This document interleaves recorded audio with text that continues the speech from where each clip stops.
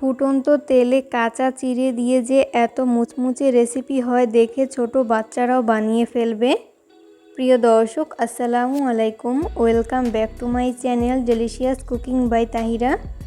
আজকের পর্বে আপনাদেরকে কাঁচা চিড়ে দিয়ে দুর্দান্ত স্বাদের নাস্তা রেসিপি তৈরি করে দেখাবো।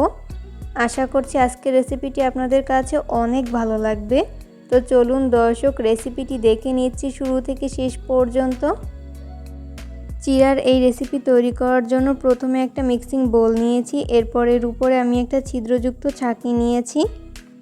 এরপর আমি এর মধ্যে ব্যবহার করব মেজারমেন্ট কাপের 1 কাপ পরিমাণ ফ্রেশ সাদা চিড়া। এরপর আমি এই চিড়াগুলোকে চেলে নিব, এতে করে এক্সট্রা ময়লাগুলো নিচে চলে যাবে আর চিড়াগুলো ফ্রেশ হবে।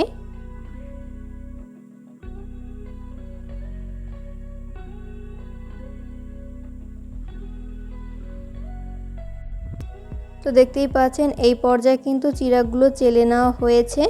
তো সেমভাবে আমি বাকি চিড়াগুলোকেও চেলে নিব। তো এরপর এই বোলটাকে একটা সাইডে রেখে দিচ্ছি। অন্যদিকে আমি মূল রেসিপির জন্য চুলায় একটা গর্ত কড়াই বসিয়ে দিয়েছি। এরপর পর্যাপ্ত পরিমাণ সয়াবিন তেল দিয়ে দিয়েছি। তেলটাকে হাই হিটে ভালো মতো গরম করে নিয়েছি। এরপর এর উপরে ছিদ্রযুক্ত একটা ছাঁকনি বসিয়ে দিয়েছি। যখন তেল ভালো মতো গরম হবে ওই পর্যায়ে আমি এর মধ্যে কিছু চিড়া দিয়ে দিচ্ছি। আর এই চিড়াগুলো ভাজতে খুব একটা সময় লাগবে না, আমার 30 সেকেন্ডের মতো সময় লেগেছে, আপনাদের কম বা বেশি লাগতে পারে। তো এই পর্যায়ে তেল ঝরিয়ে তেল থেকে উঠিয়ে নিচ্ছি।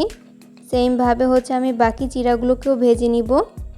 তো এরপর ওই সেম তেলের মধ্যেই কিছু চীনাবাদাম আর কাজু বাদাম ভেজে নিচ্ছি।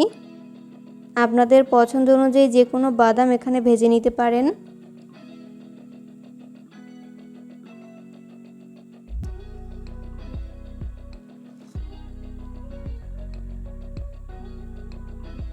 তো এই পর্যায়ে কিন্তু বাদামগুলো খুব ভালো মতো ভেজে নেওয়া হয়েছে। এরপর আমি তেল ঝরিয়ে তেল থেকে উঠিয়ে নিয়েছি।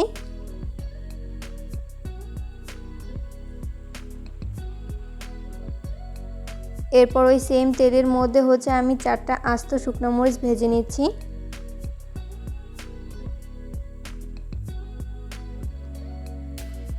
এরপর তেল ঝরিয়ে তেল থেকে উঠিয়ে নিচ্ছি।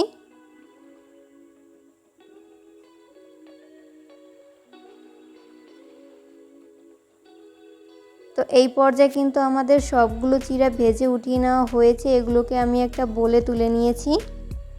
এরপর আমি এর মধ্যে বাকি মশলাগুলো ব্যবহার করছি আগে থেকে ভেজে রাখা বাদামগুলো।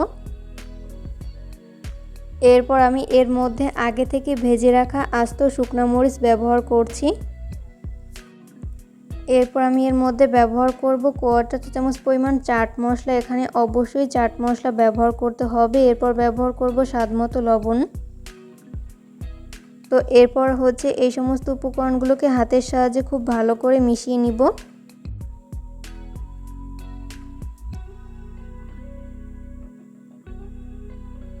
তো এই পর্যায়ে মিশিয়ে নেওয়া হয়েছে। এই পর্যায়ে কিন্তু আমাদের দারুণ মজাদার নাস্তা কিন্তু একদমই রেডি। এইভাবে ফুটন্ত তেলে কাঁচা চিড়া দিয়ে এই নাস্তার রেসিপিটি তৈরি করে কোনো কাচের জারে ভরে কমপক্ষে 1 বছরের মতো সংরক্ষণ করে খেতে পারবেন। কেমন লাগলো আমার আজকের এই রেসিপিটি তা অবশ্যই কমেন্ট করে জানাবেন। ভিডিও ভালো লাগলে অবশ্যই ফ্রেন্ডস অ্যান্ড ফ্যামিলিদের মাঝে শেয়ার করবেন। পরবর্তী ভিডিও দেখার আমন্ত্রণ জানিয়ে আজকের মতো এখানেই বিদায় নিচ্ছি। সবাই অনেক বেশি ভালো থাকবেন। আল্লাহ হাফেজ।